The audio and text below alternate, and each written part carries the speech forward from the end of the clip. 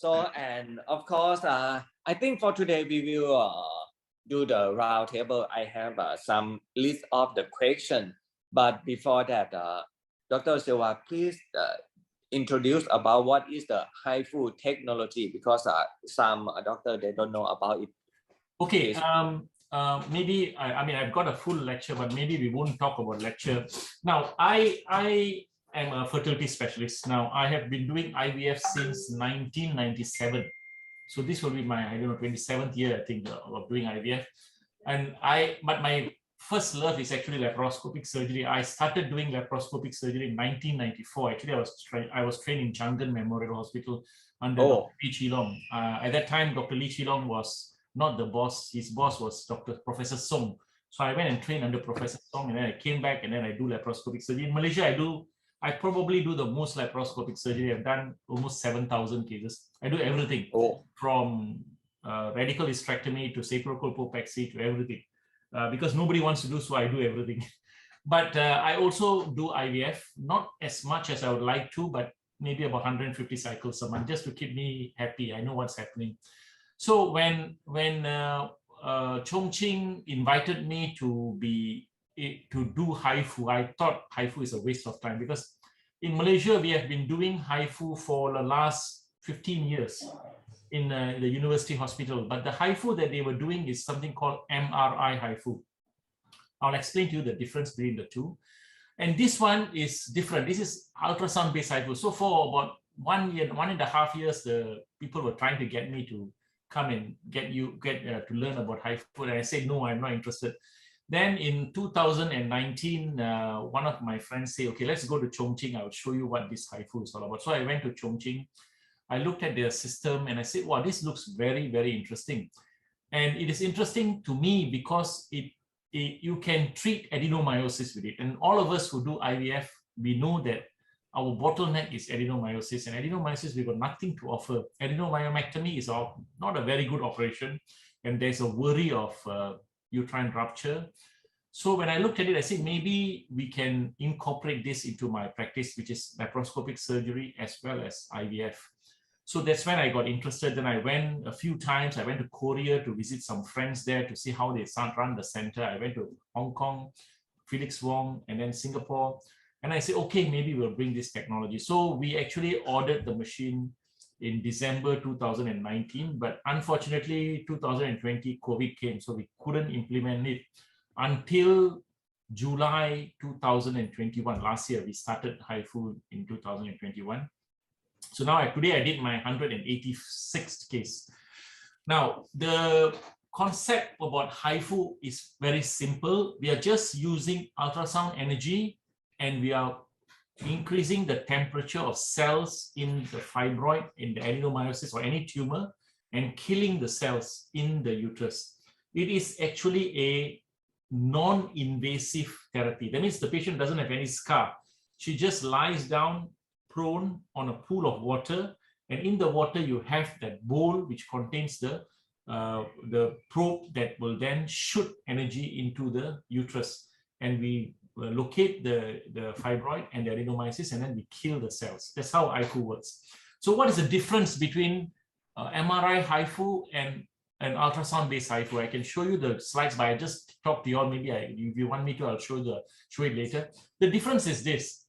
The transducer that we use in ultrasound, first of all, the difference is MRI-based HIFU, the imaging technique is MRI. Ultrasound-based HIFU, the imaging technique is ultrasound. So in ultrasound HIFU, we look at the uterus using ultrasound and we shoot using ultrasound.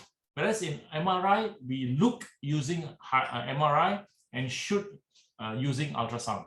So the difference is that MRI, is very good. You can see very well, because then nothing can beat the beauty about how clear an image is with MRI. Ultrasound is not so good. But the problem with MRI-based HIFU is that you know that you have to sit in a tunnel. Patients don't like to sit in the tunnel for 3-4 hours. And more importantly, the transducer that is used in the MRI-based HIFU is different from the transducer we use in ultrasound-based HIFU. In the MRI-based HIFU, they have got 265 small transducers, and all these transducers will shine, and then you focus a beam into a spot. So Whereas in an ultrasound-based HIFU, it's just one big bowl and it shoots. So the energy, strength of the energy from the ultrasound-based HIFU is much stronger than that in the power is much stronger. So you can actually give a lot of energy in the ultrasound-based HIFU compared to the MRI-based HIFU. Now, I'm saying this from theory. I've never seen an MRI-based HIFU work. I wanted to go to a place to actually look at it, but I have never had the chance. But that is the problem. When you have a powerful machine, you can kill more. You can also treat more than more not so powerful. The other big difference is that you know that MRI is in a tunnel and the bowl is below, and the bowl cannot move very much, very little movement. And actually the bowl actually can turn the energy one up and down. Whereas in ultrasound-based HIFU, it's open system, so you can move the bowl, so you can reach much more bigger area. But I think what is the most important thing for us gynecologists is that in an MRI-based HIFU, it is done under non-real time, which means that they first do an MRI, they see, hey, this is the spot I want to kill, and then they switch on the machine, and when the energy is being given, which takes 20 seconds, you cannot see what is happening inside. You can use heat wave, but you cannot see. So if the patient moves, the beam may be a dangerous position. Whereas in ultrasound-based HIFU, we do it real time. That means I am looking every second that I'm shooting the energy. When 1 second I shoot, that 1 second actually the image is still, but immediately if the patient moves, I can stop it. So that's the biggest advantage. So you can actually go to very near to nerve, you can go very near bladder, and then you can be very safe, and you can give energy in a very big area. I think that's the biggest advantage, especially for fibroids. Because my patient lie down under sedation, they give sedation, and the patient lie down, she's actually talking to me when I'm doing the procedure. Say if she coughs and the thing move, I can stop the energy so that it doesn't hit something dangerous. So I think that is the biggest advantage. So the non-perfusion volume, which is the area that we kill, that is not has got blood, is much bigger in ultrasound-based HIFU compared to the MRI-based HIFU. That's maybe the reason why ultrasound-based HIFU is more successful than MRI-based HIFU for gynecology. In my country, MRI-based HIFU has been available in the university hospital for the last 15 years, and they've only done 40 over cases. The reason is they reject all the cases. It's not suitable, not suitable. Whereas in MRI-based HIFU, my rejection rate is maybe 5%. Most of the patient I can do the MRI because I can see, I can shoot. That's the reason why within 9 months, I've done 186 cases already. In fact, tomorrow I've got one, day after tomorrow I'm doing 2. So that is, I think, the basic difference between the two. So I hope you have a good idea. If you want to, I can show a video how the whole process works. But if you don't, then I don't have to show the video. So that is basically the whole concept about HIFU. So if you have any questions, maybe you can ask. Yes, Dr. Veena, do you have any questions? No, because this is the round table, please be free to ask so that it's not a lecture. I don't want to give you all a lecture. If you have anything, any question, just ask, then we can discuss it. So I have the questions. So as you are the laparoscopist, we know that sometimes we do the surgery faster than like clicking the computer to burn the tumor.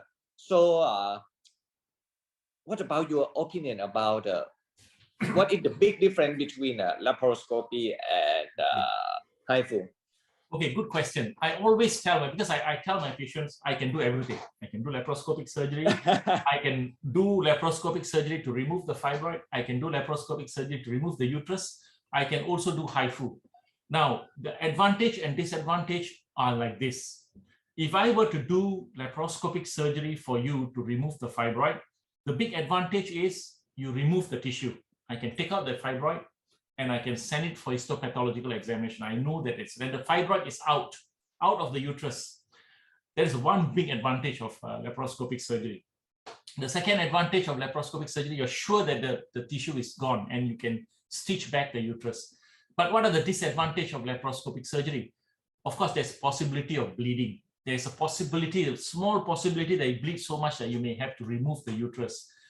But as an infertility specialist, more importantly, is I make a cut on the uterus. I take out the fibroid. I stitch back the uterus. There is a risk of uterine rupture. So it's very, very rare. But more importantly, most of the time, 80 to 90% of the time, the patient will have to have a cesarean section. Many people, I mean, if you do a big fibroid, you don't want the patient to normally deliver. So these are the advantages and disadvantages of laparoscopic surgery. And in a lot of patients, laparoscopic surgery is quite fast. I can do a laparoscopic myomectomy sometime within 1 hour. If it's just a 5 centimeter or 6 centimeter fibroid, but if multiple fibroid, maybe it takes me 1.5 hours, maybe 2 hours. Of course, there's another problem of morcellation, which is controversial. You have to put inside a bag and then morcellate if you really want to prevent parasitic fibroids or spread of fibroids. So these are the advantages of laparoscopic myomectomy. So for HIFU, what is the advantage? Okay, one big advantage is there's no scar in the abdomen. It is non-invasive. The patient can do today, tomorrow she can go back, day after tomorrow she can go back to work. Those are the benefit. But for an infertility specialist like me, the biggest advantage is I don't cut the uterus. I don't make an incision and cut the uterus, so the patient can actually have a normal delivery. But I always tell them the biggest disadvantage is I cannot guarantee that your fibroid will shrink. There is a 5% risk that the fibroid may not shrink, and you may end up with a surgery later. Another disadvantage is we don't have histopathology. That means we don't take out the fibroids, and the fibroid will be there for maybe 6 months, even up to 1 year. There's an advantage.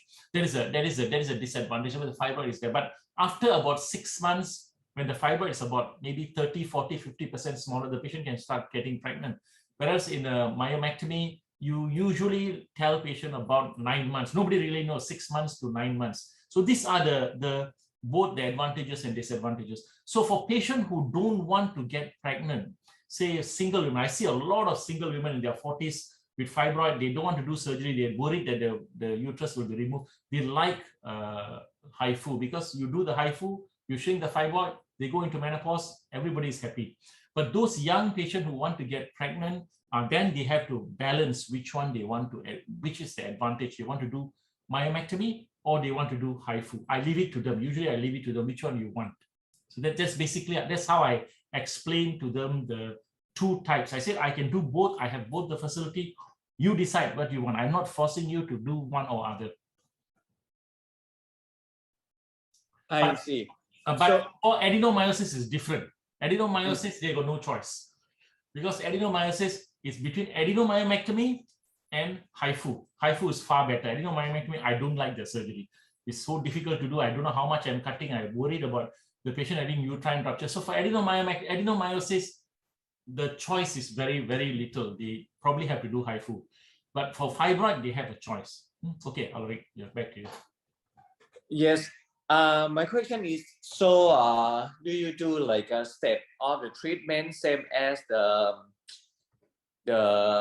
traditional one? I mean, maybe we can do the IVF and freeze of the embryo before. Yeah. Before the treatment, because after the treatment we have to wait like 6 or 9 months. So it's the age of the patient is going. Yes. Okay. There are two groups of patients who come to see me. One group of patients is they are young, like the girl I showed you just now. She's just 35 years old. She's got not much of a problem of infertility. She just wants the fibroid to be either removed or shrunk. That patients we are not thinking of IVF. But if the patient is somebody who is thinking of IVF, then we have to balance. Majority of the time, if I can actually collect the eggs, I would advise them to do the IVF first, because you need 6 months to 9 months before you can, do IVF. But some patient, like one patient, the fibroid is so big, we cannot get to the ovaries. What do you want to do? So you've got to shrink the uterus first. And after 3 months, it shrink. I can get to the uterus, then I do the IVF, collect the eggs, keep it, freeze the embryos. Then we can transfer it maybe 3, 4, 5, 6 months later. As far as adenomyosis is concerned or endometriosis is concerned, many of them are in the late 30s or early 40s. I tell them better to do IVF. I do the AMH first. If the AMH is low, I'll tell them do IVF, collect the eggs, freeze the embryos. Then we do HIFU, shrink the adenomyosis, and then maybe 6 months to 9 months later, we transfer. So it all depends on at what stage of the life they come to see us and how is it, which is more important. Many of the adenomyosis patients are actually infertility patients, so they will be the one that will be required to do IVF. But if they are young adenomyosis, I've got 25-year-old lady with adenomyosis, not married, but that's a different issue, or young patient who actually her aim is to shrink the adenomyosis so that she can get pregnant on her own. Then we do the HIFU and then ask her to try to get her pregnant on her own. So it depends on the situation. So even in fibroid, it's the same.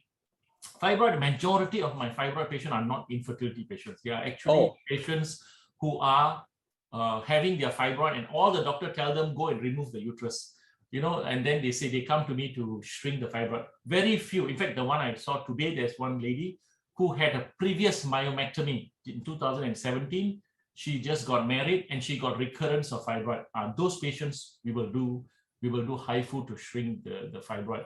If they are new patient with fibroids and also infertility, then we will see what is the best option. It's not that everybody we need to do HIFU or everybody we need to IVF. We will see which is the balance of the patient for the patient. So younger patients, I would aim for shrinking the fibroid and then allowing them to get pregnant on their own. Older patient, I will consider doing IVF, freezing the embryos, and then doing the HIFU for fibroid or adenomyosis. Wow, so very interesting. Dr. Pimpaka, do you have any questions or anything you want to share, because now you are only one Thai doctor in this room who have the experience on HIFU. Maybe she's not convenient for now. So I have another question. So in your experience, do you have the recurrence of the fibroid? I mean, I've been only doing it for the last 9 months. So far, no recurrence. But I have patients whom the treatment was not effective. We know it's not effective. These are fibroids. These are fibroids, they are vascular fibroids. That means on MRI, they look white, and on contrast MRI, it also looks white. And when we test, we thought we can do HIFU. The way we test is we usually do something called an oxytocin test. We put in the color Doppler, and then we put up a drip, we give them oxytocin, and we see whether the blood decreases or not. If the blood decreases, then maybe they can do. So I've got a few patients we thought that it will work, but it didn't work. So now we are, how do I know it didn't work? When I do the HIFU, the ablation was not good. We have got something called sonoview. We can see whether the blood flow is bad or not. Then the next day when I do an MRI, we can see that the ablation is not complete, it's patchy, little bit here and there. So I know it's not going to succeed. So these patients will need to come back for surgery, but they have not come back yet. Adenomyosis is the same thing. Not all adenomyosis works. I realize that some adenomyosis that has got a lot of big leaks. That means they are all old adenomyosis that has been bleeding inside and they form big leaks. Those adenomyosis are the ones that doesn't work. So those kind of patients, they will probably need a second treatment. I was speaking to Dr. Choi in Korea, who has been doing it for the last 4 or 5 years. He said 15% of his patients have a second HIFU. So that means I have not done a single case of a second HIFU yet, but 15%, he said his cases 15% he will do a repeat HIFU. The reason is first time not complete or ineffective, or it is not coming down, so it's not shrinking, so he will do HIFU. So I have no experience to repeat it yet, and I still haven't done a patient that I thought it failed and I have to do a laparoscopic myomectomy or even a laparoscopic hysterectomy. So far, not yet. Maybe in the next 6 months, I may have that kind of cases. But I have done many cases whom we thought it was cannot do HIFU, and we have taken them for surgery. And actually, they were vascular fibroids, were bleeding a lot, and then we took a remove and then do the laparoscopic myomectomy. Okay, wow, that's a very interesting issue. So we know you are the expert and you have a lot of the experience to talk to the patient. So my question is how to counseling the patient about if it doesn't work, right? Because we know that in Thailand we have a lot of the lawsuit if the treatment is not success. So in your experience, how to talk? Yeah, I actually tell all my patients there is a 5% risk in fibroid. There's a 5% failure risk.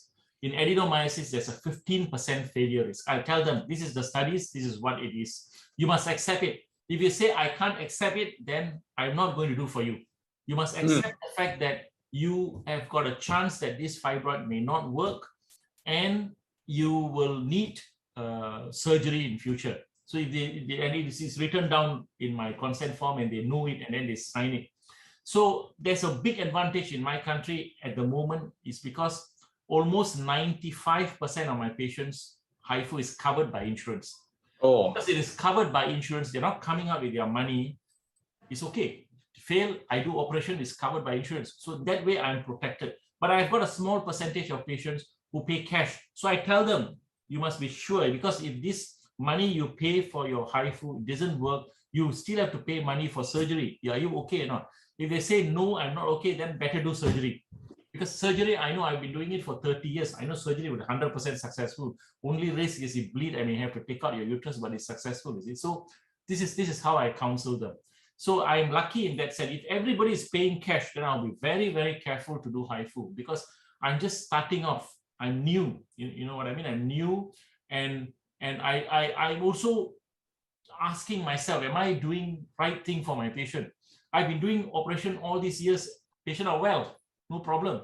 Now I'm doing something new. If the patient is not well, or if the fibroids start growing back, I feel very bad. In fact, recently I've got one patient, the fibroid didn't shrink as much as I wanted. So I'm thinking, did I do the right thing for the patient or not? So I am upfront with them. I tell them this. I tell them, I'm not forcing you to do HIFU. You want, I can do for you.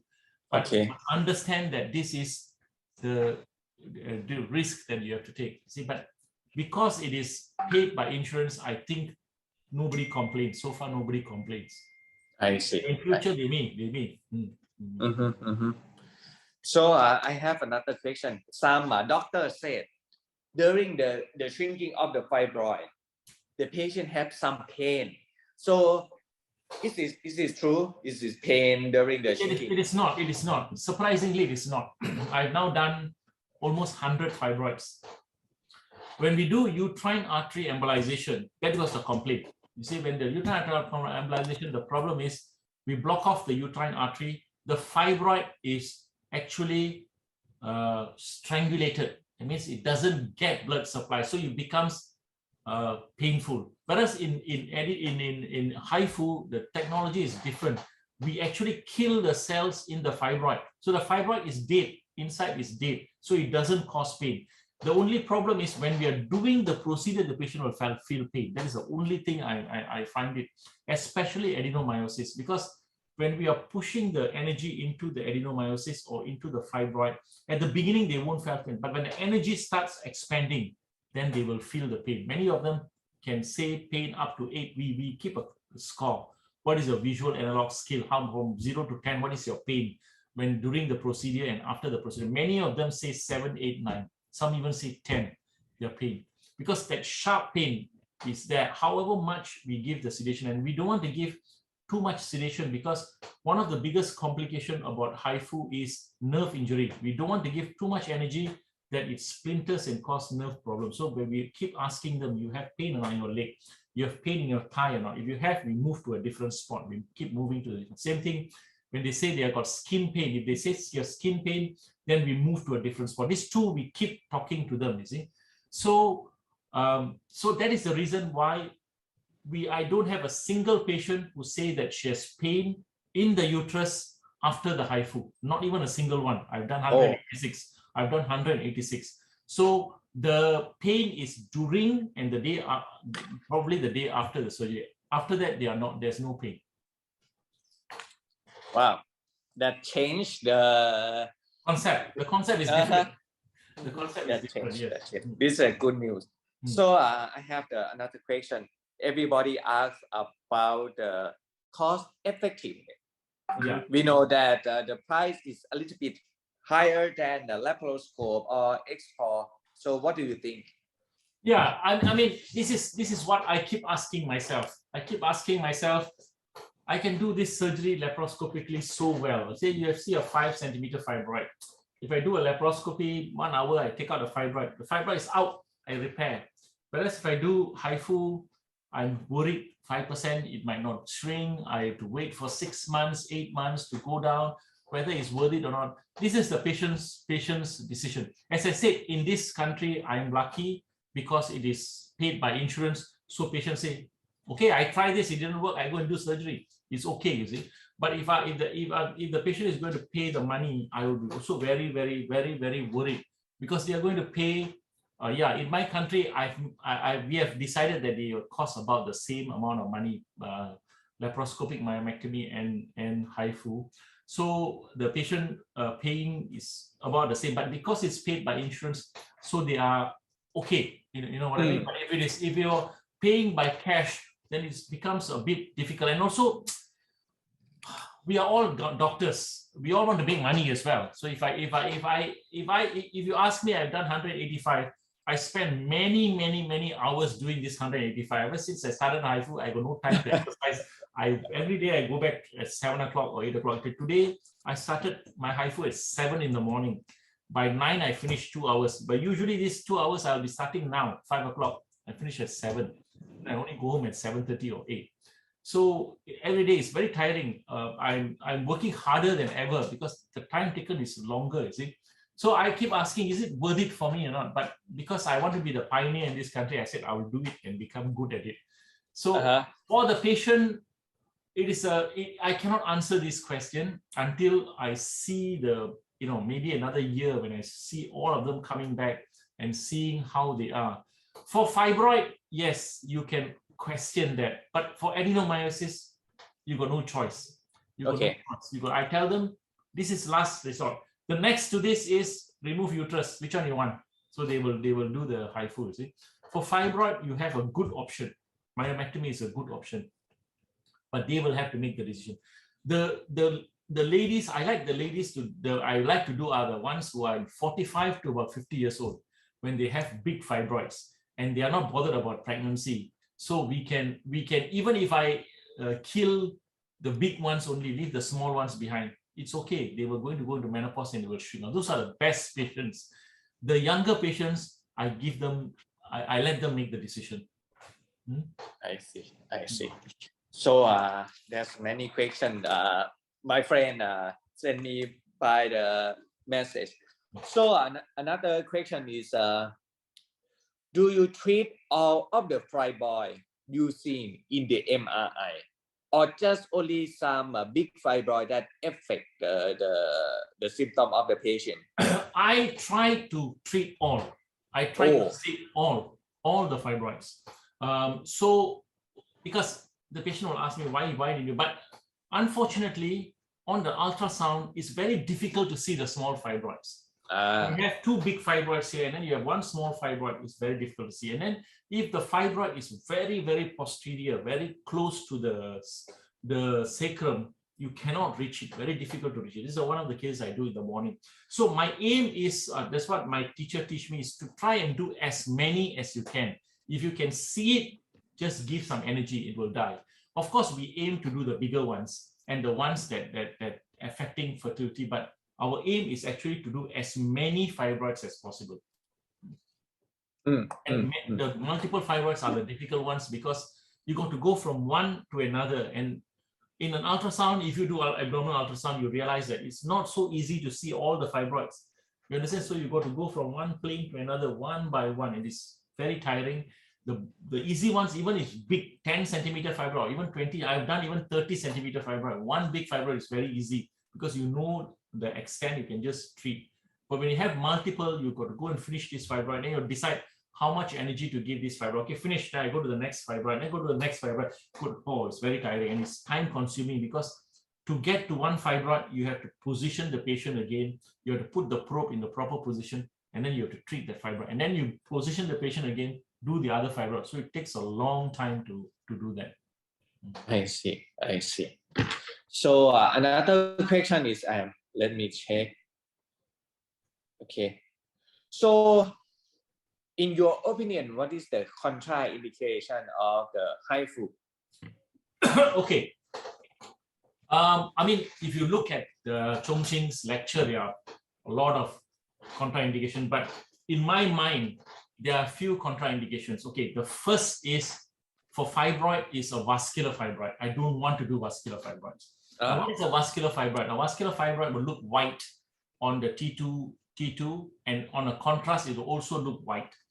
Now, why these fibroids are very difficult to do. They take a long time and they don't absorb the energy. So if I see a white fibroid, I don't want to waste my time. I say I'll do laparoscopy. That's why my first contraindication for fibroid. The second contraindication for fibroid is a pedunculated fibroid. A pedunculated fibroid you cannot do because first of all, it's difficult to do, and next it may die and drop off into the abdomen. So you don't want to do a pedunculated fibroid. Large subserous fibroids, if it's a completely subserous fibroid, you can do, but you must warn the patient that it will take a very, very long time for the fibroid to become shrink because it doesn't have the muscle tissue around it. So absorption will take a long time. So we will tell them, if it's one of those patients who say, I want to see my tummy small very fast, then do surgery. So if it is a large subserous fibroids, it's not a contraindication, but you must be very clear with your patient that you will need to treat. So these are some of my thoughts. But other important things are patient with a lot of multiple scar in the abdomen, especially if the scar is very big and very thick. First of all, ultrasound cannot see through the scar. It will be very, very difficult to see. Second, the energy will be absorbed by the scar and it will cause burn in the scar.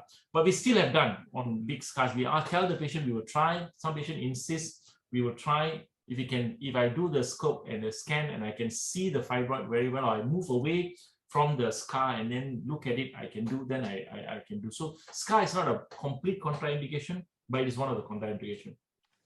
Of course, the other thing is patient lying down. They have to lie down in the prone position in a cold water bath. The water is 14 degrees. One patient said, why is it so cold? But it's because I need to cool down your skin, is it? So you must be able to lie down there for 1 hour, 1.5 hours. If they cannot lie down, then we cannot do that. That's one of the contraindications. So these are basically another contraindication is, another very important contraindication is if the patient have had a previous surgery, we must make sure that the intestine is not stuck in front of the uterus. It's an absolute contraindication. That means if you see there's a bowel in the pathway, no way you can do it because that means you're going to perforate the bowel. So patients, especially who have got previous surgeries, we are very careful to make sure the bowel is along the way. So because the most important thing is a pathway. A pathway means although the focal point of the adenomyosis, the focal point of the HIFU is at this point. This point is where it will heat. Along the way, you can get heat. So if you have a bowel there, you can actually accidentally perforate. So this is a pathway. So we look at pathways. Sometimes the adenomyosis, the fibroid or the adenomyosis may be on a retroverted uterus. The uterus is bent backwards. And these are difficult ones because when the uterus is bent backwards, then you cannot get a good pathway to reach the tissue. You need a big bladder, and then we need to see whether we can get up. If you can't get a pathway, you can't do it. So these are my contraindications for saying a patient that I can't do it for you.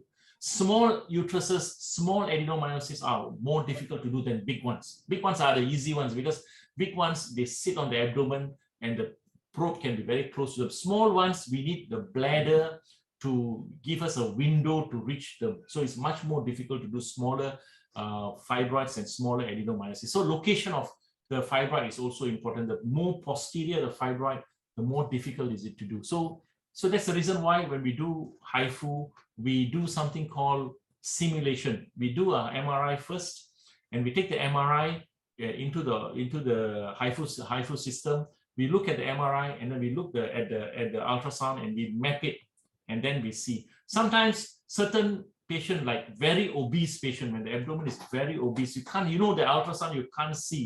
So we use the MRI as a guide and we take measurements.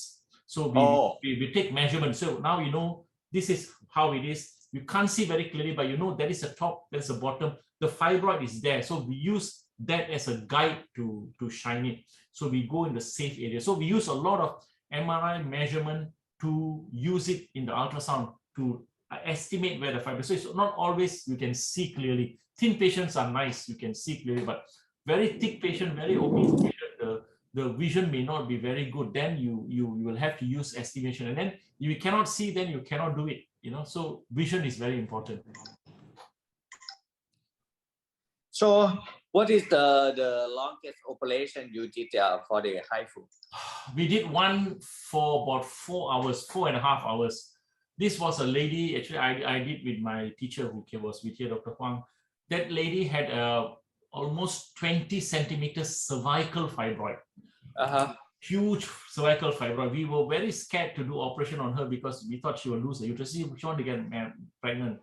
So okay, we said we'll do HIFU. So that patient we actually took 4 hours because we were trying to ablate the whole fibroid. I did one 30 centimeter uterus. The uterus was up to 30 weeks size, 30 centimeter. Refused to do surgery completely. She wanted HIFU. So that patient, we did only half. We did the bottom half of the so bottom half, we took about 3 hours to do the bottom half. And then once the uterus come down, we'll do the other half. So she agreed to do that. So we decided to do that. So the machine has got a limitation. It can only give 300 seconds of treatment.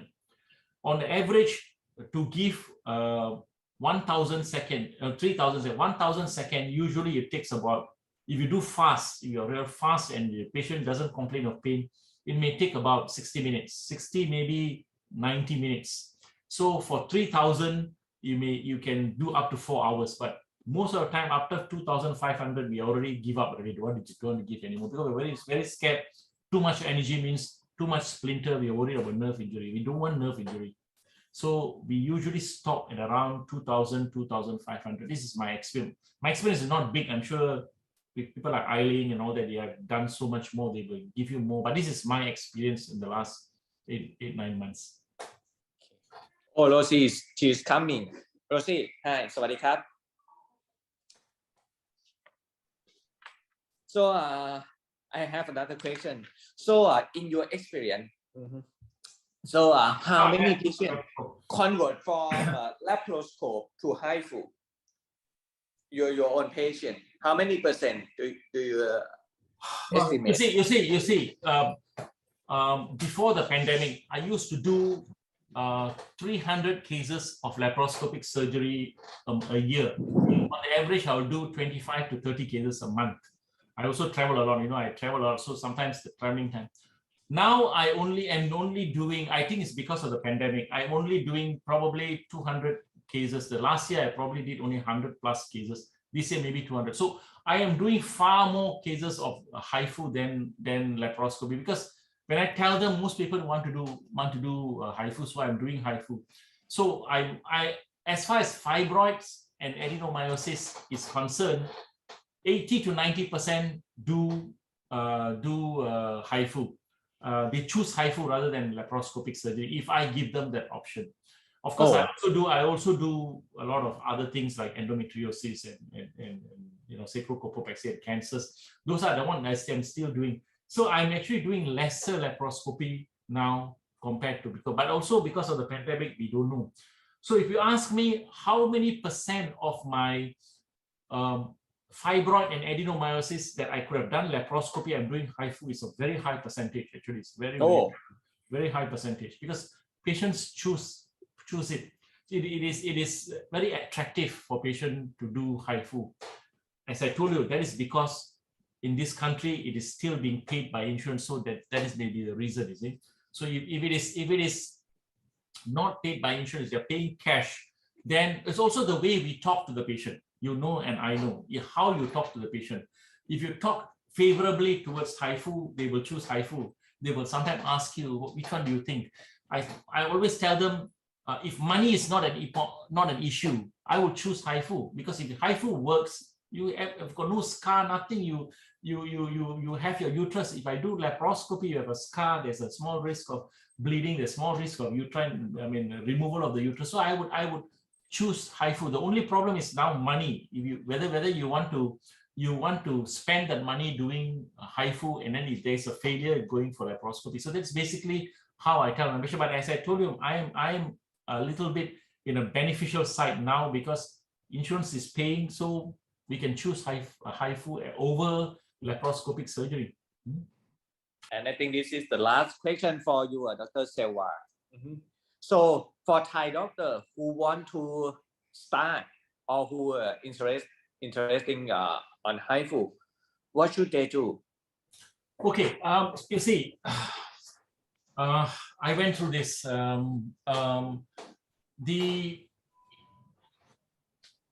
The difference is you must be committed. This is when I first went to Chongqing, that is in January 2019. I sat with Professor Zhang Lian. We all know who Professor Zhang Lian is. He's the biggest expert, and he's now the director of the HIFU hospital. So he told me something that is very interesting. He said, you do all your work, but every day you must do 1 or 2 cases. Then only you can become good. Because it is impossible to become good in anything if you don't do the cases. So I told Mr. Yu, I told Rosie, I told even Jenny, I said, I don't want to be a half-baked HIFU doctor. I want by 3 months to be able to do it by myself, not depend on anybody.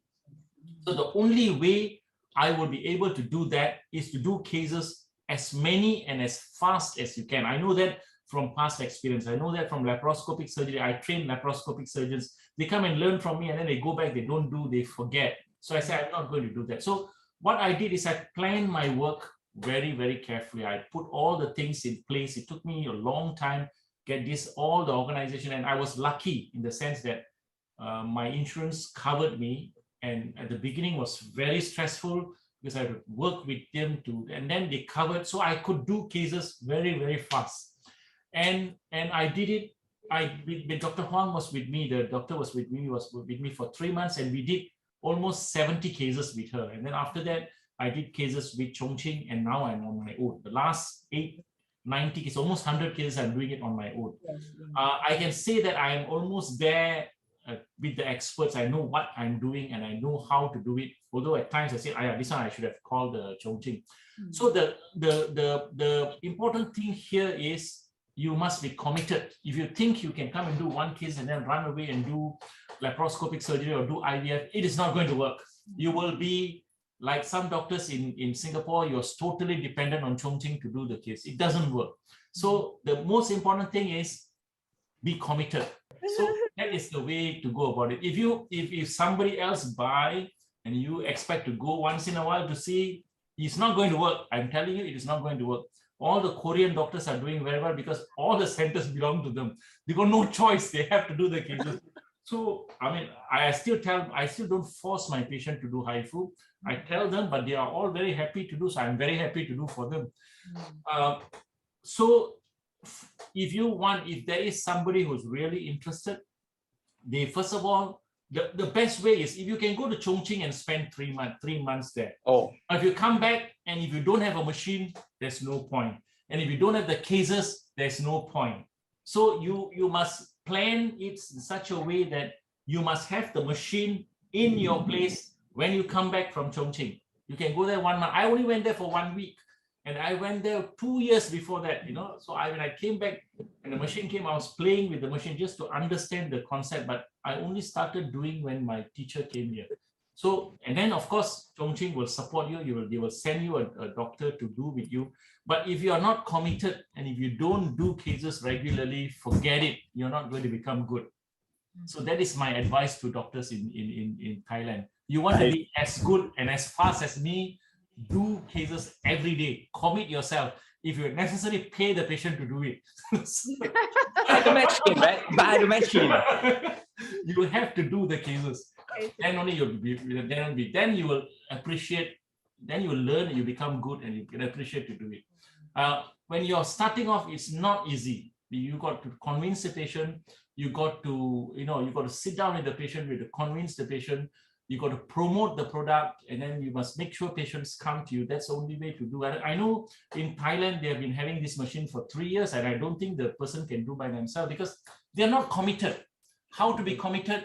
You must be convinced that it is a good product, and you must convincingly talk to your patient, not force them, but tell them, like I told you just now, I can do everything. I can do laparoscopic surgery. I can do HIFU. You see the benefit, you decide. If you want me to do laparoscopy, fine, I can do for you. But this is the benefit of HIFU. You want to do HIFU?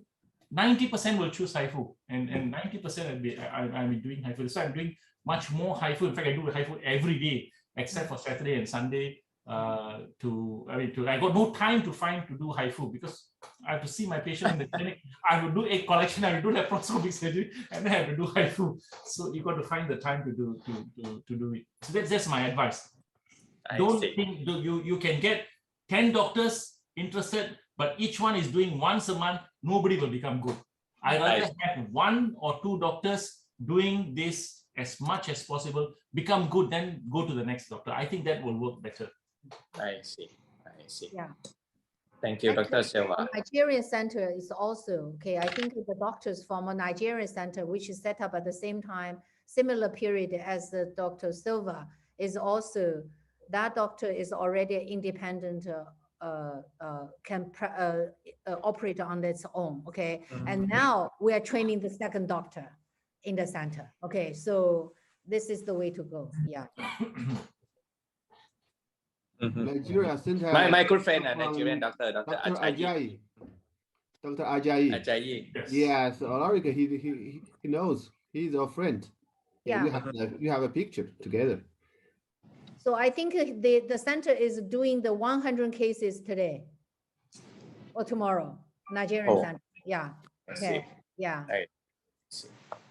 So, Dr. Selva, we are very appreciate your talk. So, please give the take-home message for Thai doctor. Okay. I mean, Thailand is a big country. Its population is almost twice that of Malaysia. I think my thinking is, what is it in for you? That is always the case in any. We all want to make a living. We all want to make money. Let's put it that way. You want to make money. I want to make money. And which is the best way to make money? That is the issue. For me, actually, I love laparoscopic surgery. If you ask me to sit in the operating theater from 8 p.m. to 12 midnight doing cases, I love laparoscopy, but I force myself to learn HIFU. The reason I think is because this is the future. So I want to be in the future. You see, and I want to be there in the future to be the pioneer. I don't know whether this HIFU will make me there, but so I committed myself to say that, okay, I will take this technology and bring it forward, and I will be the pioneer in my country. And so that's how I went about it.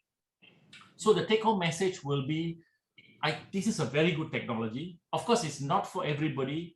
It's not 100%, but it has got a lot of potential for a lot of patients, and patients love it. If money is not an issue, everybody will choose HIFU. In fact, people with endometriosis asking me, why not you do HIFU for me? So they will choose HIFU, but we must give them the correct perspective. We cannot lie to them. We just tell them that, it is not 100%, but a high percentage you will benefit from this. So that is a take-home message. So we were not lying to patients. We are not pushing HIFU instead of laparoscopic surgery. Just like before this, we are pushing laparoscopic surgery instead of open surgery.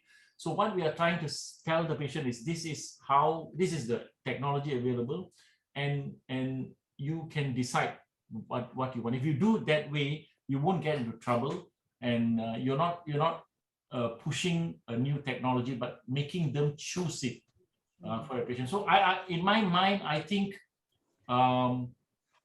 if you are forward-looking, you will try to adopt this technology early, and be the forerunner for it, And I think that at the beginning, as I said earlier, everybody cannot do it. just like laparoscopic surgery when it started I started laparoscopic surgery in 1994. Very few people can do it. Very few people are committed to do it because there's not much money in it. In my country, if I do a laparoscopic hysterectomy, I do a HIFU or I do a open hysterectomy, the charges are the same. The government pays, the insurance pay me the same amount of money.